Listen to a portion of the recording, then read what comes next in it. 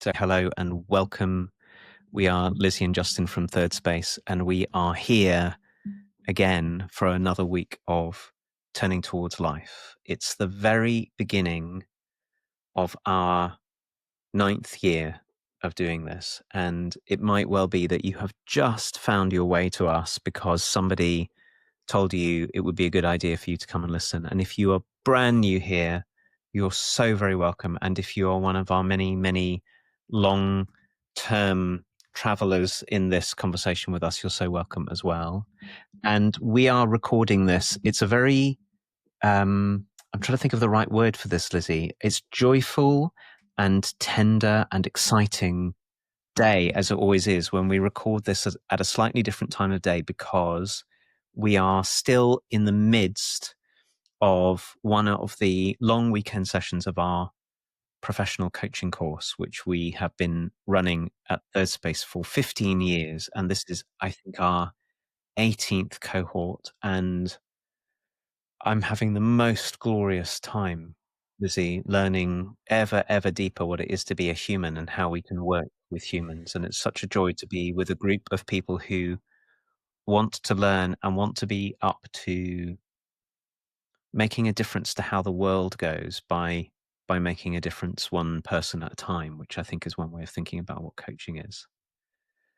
So I'm coming into this conversation filled with the joys of that, wanting to say something about it before we begin, because many of you who listen, you might hear what we're saying about this and think it's interesting to check out. And you can head over to wearethirdSpace.org and find out about our 2-day Foundations of Coaching program, which is next happening in February 2026, and our year-long professional coaching course, which starts in the summer of 2026. Maybe you'd like to talk to us about it. We'd be so happy to talk to you about it.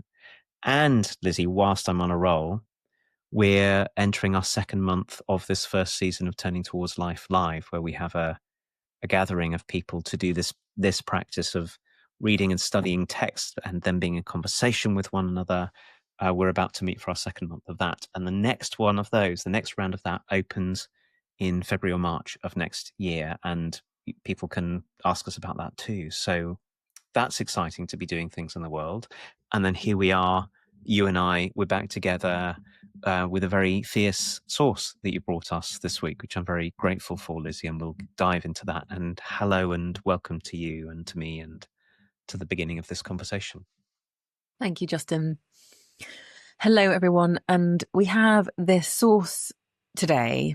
And the sweet thing is when I did my first program with you, Justin, one of the stories that you and I got talking about then as something for me to live into was me as a Shambhala warrior in the world. And I didn't understand what on earth you were talking about all those years ago. But I have my little book, which is the Shambhala Warrior book. And I even read the book like however many times I still didn't understand. And actually really now I think I am coming to understand what on earth is being said here. And I really appreciate the way that our work, I don't know, really ripens in us. Like there's a timeliness to things. Like sometimes you understand things and sometimes you don't. And sometimes it's just later on that you get to understand them. And that's the nature of things and consciousness in my life anyway, where I read a book and I come back to it and I understand it and I didn't before, or I now don't understand it, but I did then. Like I feel I'm changing all the time. And I think this thing about the Shambhala warrior is one of those things. So we're going to read something here, which is a passage that is an explanation given to the wonderful Joanna Macy by I don't know how to pronounce this properly, Drugu Choegyal Rinpoche. And you can find this online with Joanna speaking these words and speaking a lot of other words around it as well. But she wanted to communicate this to the world. And this is a transcript of part of what she says about this explanation that she was given about what the Shambhala warrior prophecy is. So we're going to read and then see where this takes us. So it goes like this.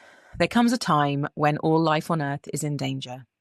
At that time, great powers have arisen, barbarian powers. And although they waste their wealth in preparations to annihilate each other, they have much in common. Among the things these barbarians have in common are weapons of unfathomable devastation and death. and technologies that lay waste to the world. And it is just at this point in our history, when the future of all beings seems to hang by the frailest of threads, that the kingdom of Shambhala emerges. Now, you can't go there because it's not a place. It exists in the hearts and minds of the Shambhala warriors.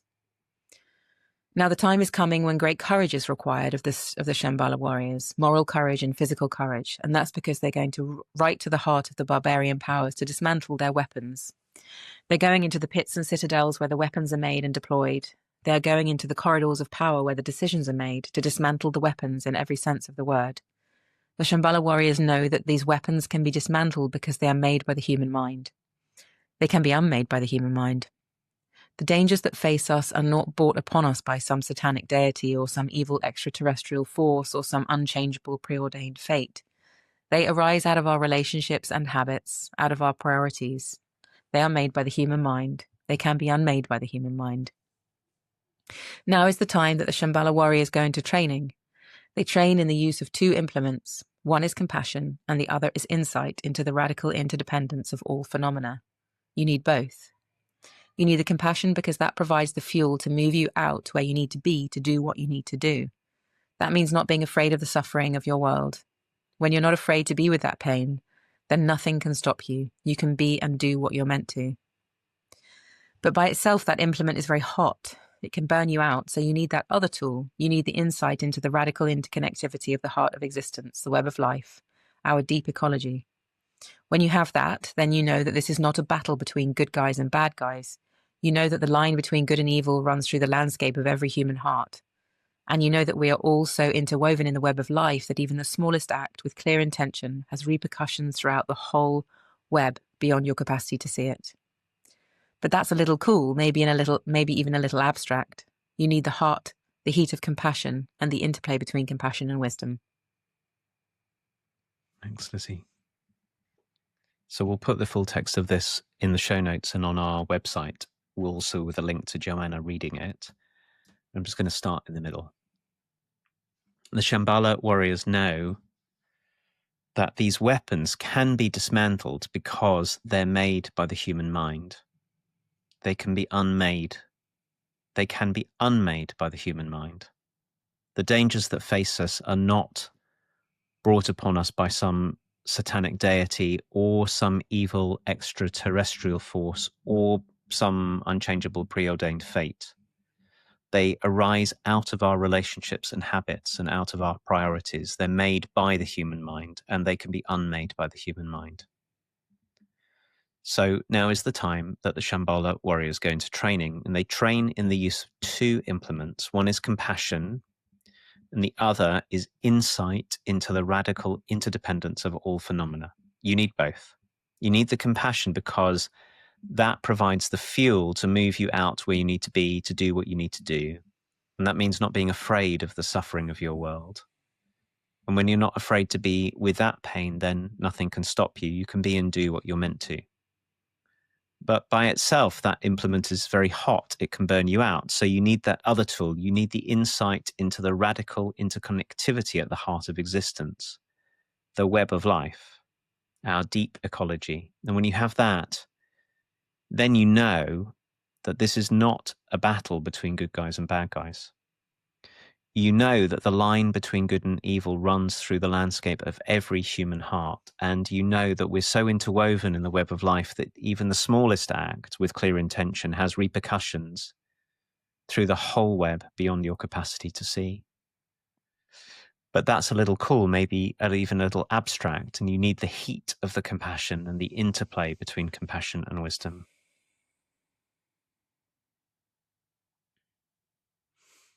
Thank you, Justin. So I was listening to you, Justin, taking myself to be a Shambhala warrior and almost feeling the instructions given here of how to be, what to do. And I was imagining myself having my compassion drive my legs to walk me to the place where I need to be. And then for my compassion to still be online, but then for me to understand about what's happening. And so my capacity to understand mixed with my capacity to feel and to connect, both coming into force and being what's needed wherever I was called to go. And in a way, Justin, this is a story of being human that allows us to feel like there's a way we can participate. There's a way we can be in the world and respond to it in the way that is needed in order for when life and all of Earth is in danger, we can do something. We can be what's needed in order for bad things not to happen as much as they would have done if we hadn't have participated. And I think that's why I wanted to bring this. When I saw it, I was thinking, yes, this is quite a, I think you said fierce source. And it feels like a call to me to be, to not do this thing which is so easy for me to do, which is to feel small and squashed by the heavyweight nature of what's happening in the world at the moment, but to stand in my own humanness and to be someone who participates in making the world a world that is habitable, not a world that is hanging by the frailest of threads, like Joanna says in the beginning of this. But how do we be participants in creating a world that is different than that? And maybe I can't be right up close and personal with the people making decisions and ask them to be different or something. But I feel like I can be participant in a world and make a world, take actions myself that are creative, that enable a world to be habitable by us and that will carry on and not be, not hurt itself. One of the things I really love about this source is the call near the end to, actually two of the things I really love about it. So one is to see that we're so interwoven in the web of life that how we act right here has repercussions everywhere. And I really think that's true. I think how we parent, how we love, how we befriend, how we shop, how we eat, how we move, how we walk, whether we reach out to the neighbors on our street or not. I think these things make a world. And in fact, there's lots of very, very good sociological research, for example, about the resilience of communities when people have those kinds of practices. So if you know your neighbors, for example, if you undo the isolation which we have, which is really hard to do because we live in a world where we're sort of taught to be separate and suspicious of one another, that if you build communities where people know one another, when big disasters happen, those communities tend to be much, much more resilient, maybe not surprisingly. So we can actually build a world where people can get well taken care of by not falling back onto our sort of separate, frightened individualism. And I think it really does change the world. And the other thing that really caught me about this source was that that our moves to label some people as bad and other people as good, and we'll often put ourselves on the good side. So we'll go, well, obviously I'm the good one, and those people over there, they're the bad ones, is way too simplistic. And I don't mean that we should all sort of wallow in self-recrimination or something. What I mean is it really helps to acknowledge, okay, to have a truthful accounting of ourselves, to go, okay, here's where I'm living in a way that contributes to the healing of the world, to the flourishing of the world.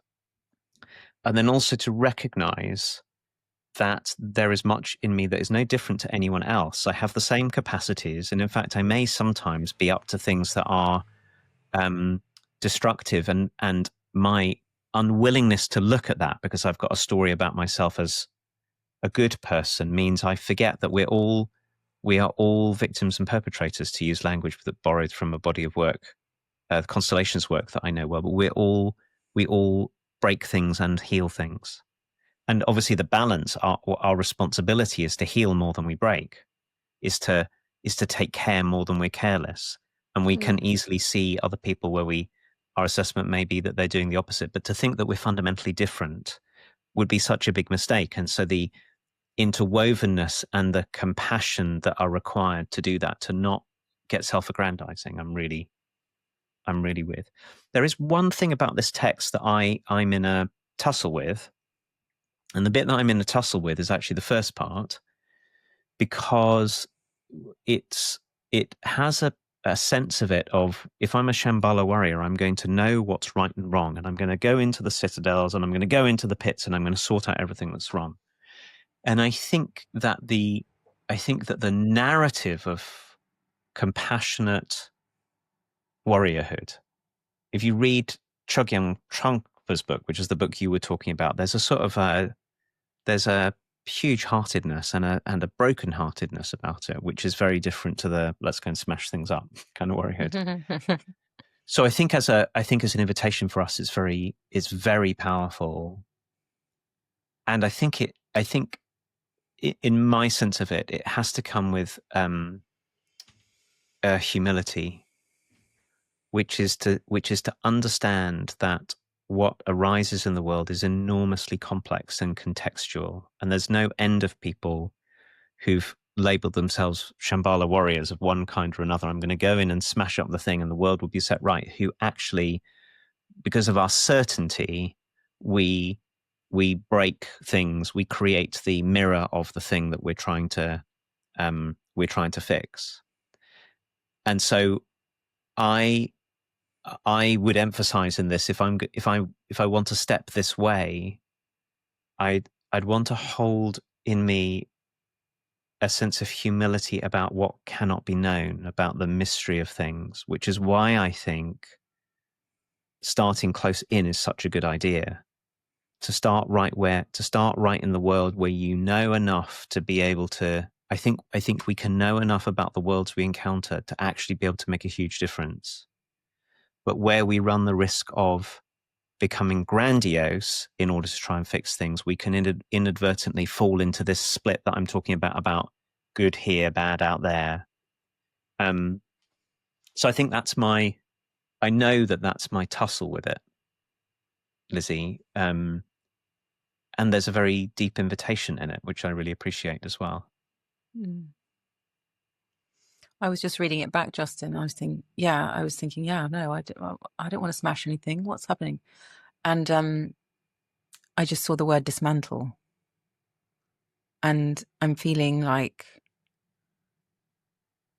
I don't know. I'm feeling the next do-ness of dismantling and healing, and the kind of this is a story. So a story about our minds holding these powers inside of them. And, I don't think these things only belong in our minds, but they belong in our history and our bodies and our traumas and ancestry and goodness knows where.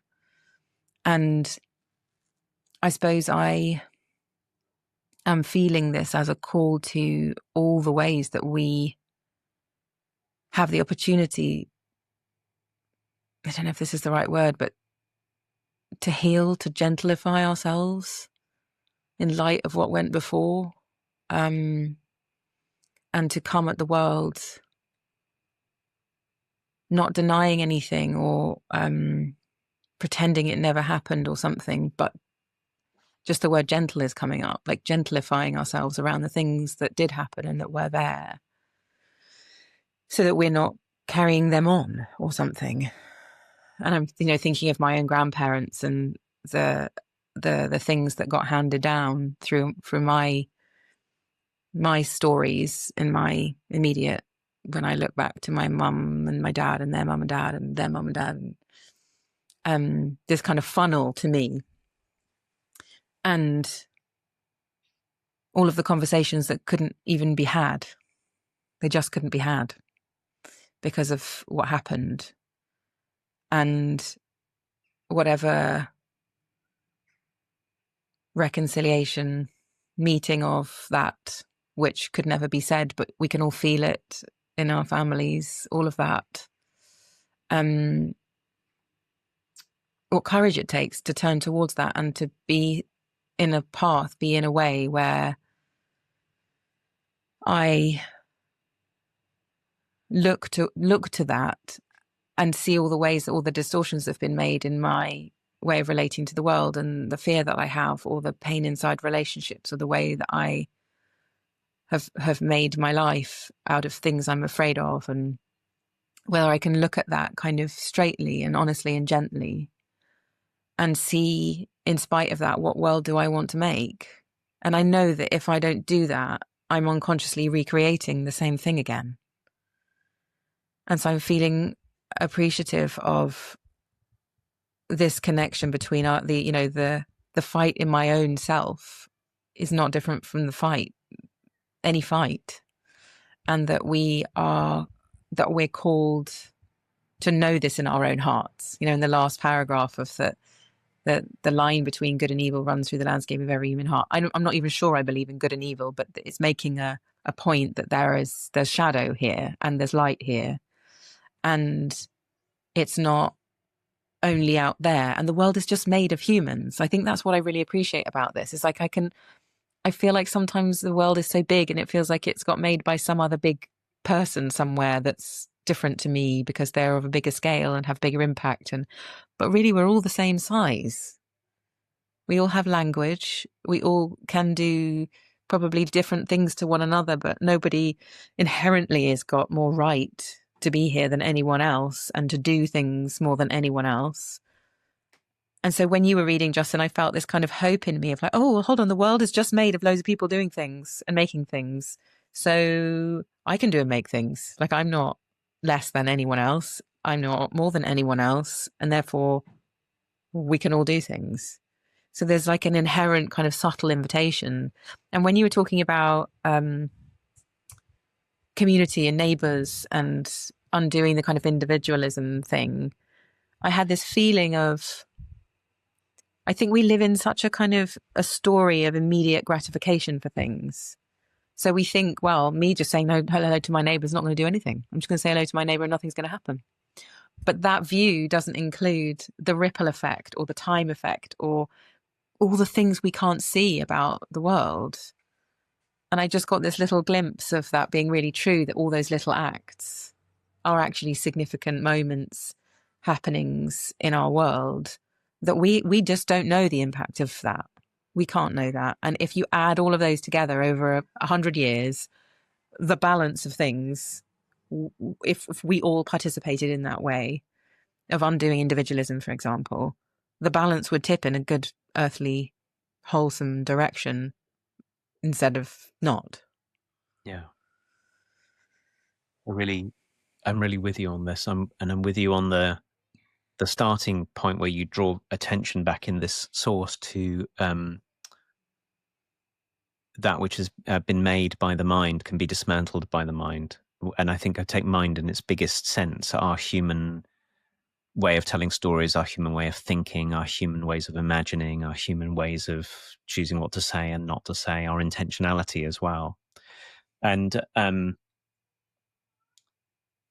what you said, Lizzie, about instant gratification, I think is really important, because part of it is exactly what you said, that because we I think we live in very heightened times at the moment. There's a lot of feeling. It's almost like feeling has become the central thing. We all want to feel a particular way, and we'll work to feel a particular way. So we go and, we go online and amplify we want to feel strong. So I'll feel angry. We amplify our anger online, or we want to feel whatever it is we want to feel. And the instant gratification of trying to change a feeling can really have us fail to see that many things that are worthwhile in the world don't give instant gratification. And in fact, many of the things that give instant gratification destroy things very quickly. So we have to really cultivate patience here. And I think, I don't know exactly what the word is. It's something like truth. that I'm looking for, but it can't be the version of truth that's just my truth, which has sort of become very fashionable. My truth is, which just means anybody can make up anything they want anytime. I mean, what happens when we feel in to what is maybe these words that come from ancient Greek philosophy help, goodness, beauty, and truth all at the same time. When I can feel into what is life-giving, but not just for me. When I can feel into what's true, as in enduringly the case, not just something I felt strongly today, my truth today, but something that was goodness and beauty, that which makes the world beautiful. I think beauty is super underrated. I don't mean fancy, or I just mean beauty. Right? I think that our bodies know what those are if we'll quieten down and soften down, and it's actually not hard to figure out how we should conduct ourselves with our neighbors if we'll attend there. Like, it's not complicated. The world is very complicated, and the great forces that sweep across worlds that you and I can do very little about directly ultimately are made from the ways that we all tell stories about what it is to be human and about one another.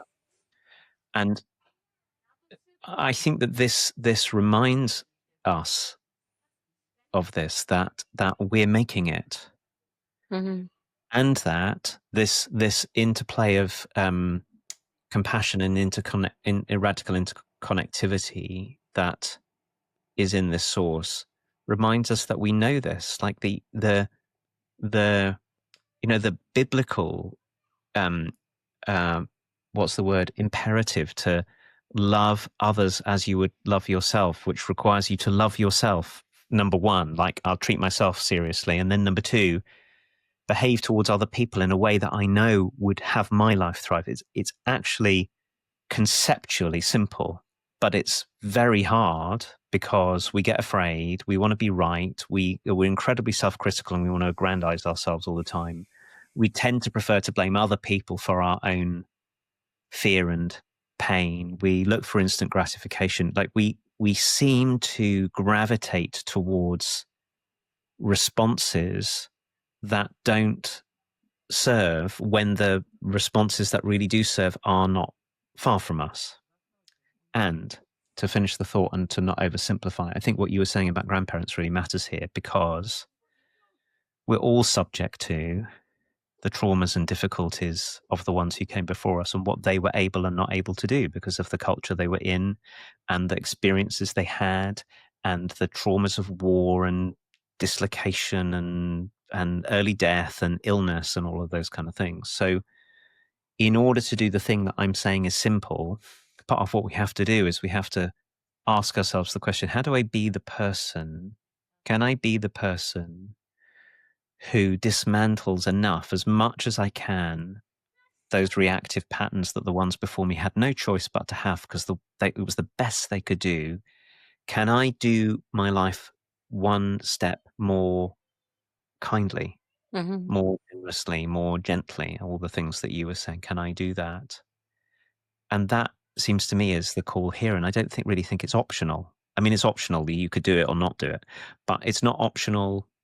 It's not optional for making a world, for committing to a world that we can honestly hope in, which I think is really important and also kind of missing in the world right now, is the seeing that things can be better.